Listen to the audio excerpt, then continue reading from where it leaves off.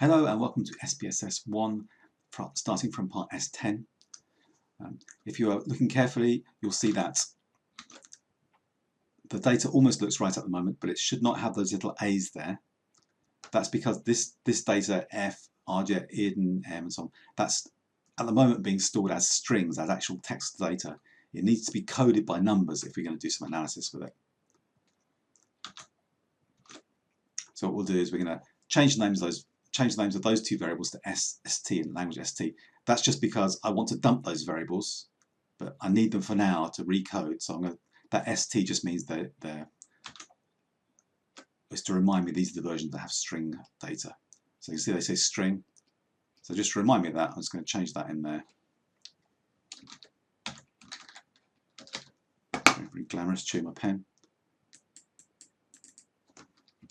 Add ST on the end of that one. That's better.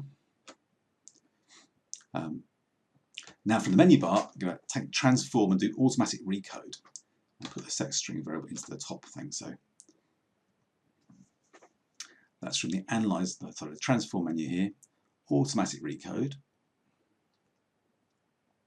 That brings up this box, and then put the sex string variable into this top box here.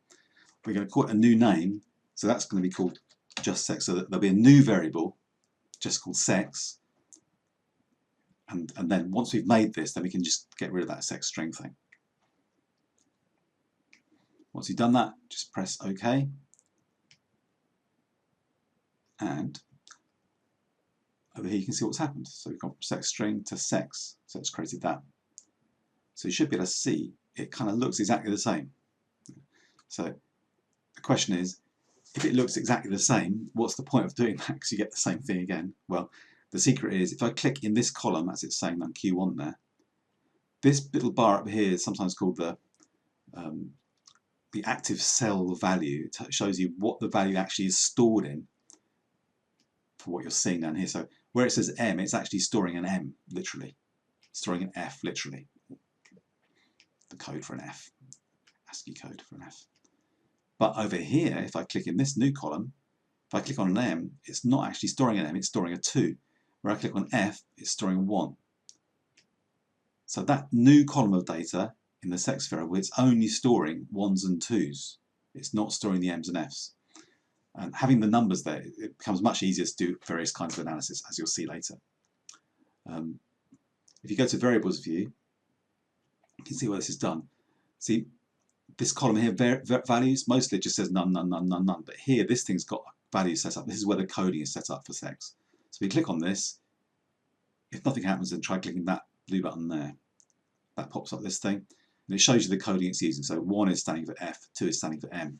To make it more readable, as it says in step S13, I think, what you want to do is to make it a bit more expansive. So this one here, I'm going to change. So instead of F, it just says actually the whole thing, female. And then press change, it updates it. And then the male one, I'm going to update that one so it says male. And change that. And OK. And now when I come back to the screen, hopefully I can get the whole thing so that's slightly more easy to read. And then finally, I think I'm going to remind you what this button here does. If you do want to see the numbers, you press that and then you see the numbers instead. This is called a toggle because each time you press it, it just switches between the two states.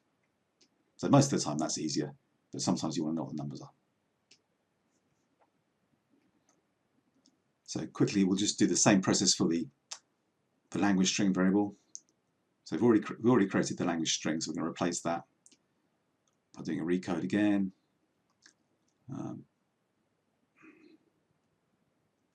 Language string is there, call this language. So that's the new name, press OK. So it's done it. So over here, again, so now RJ is stored as 1, EIDG's 3, and language must be 2. So you can see up the top there what numbers it's using.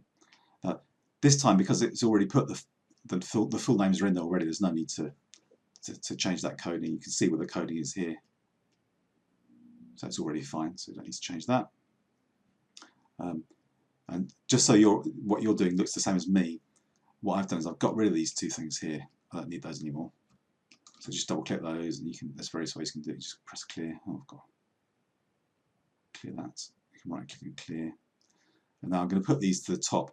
If you just highlight them like that, and then click and drag, you can move them to the top. You don't have to do that, but it just means that what you see will match what I'm seeing. And that means that those two have been put to the start. So having gone around that whole circle, you kind of arrived kind of back where you started, except female and male are in long form. But now, if you click in these columns, everything, all the data that's actually being stored is just numbers. And what you're seeing on the screen is just the labels, and you can click in and out of the labels using that button. So that's how we do, well, that's one way of doing a coding of categorical data, where the numbers are really just labels for categories. Okay, so thanks for watching.